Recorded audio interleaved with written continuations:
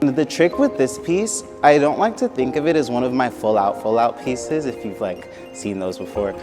I almost am thinking like intricate steps with the ta ta ta ta ta ta ta, so I can really push out on that last one.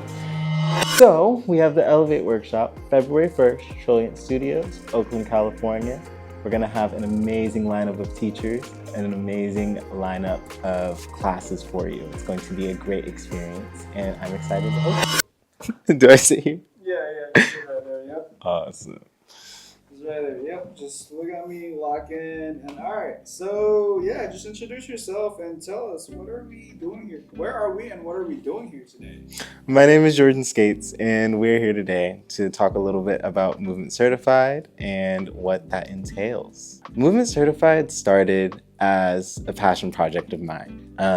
When I was 16 is when I first started teaching, and throughout that time, I learned that there were some things missing. So Movement Certified started with me wanting to fulfill the gap in youth curriculum. There's so many youth and they're so hungry and they're so passionate.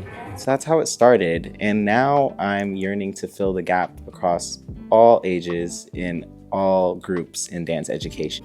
Right, so you may not know who you want to be, but who do you want to be outside of dance? And what do you want to do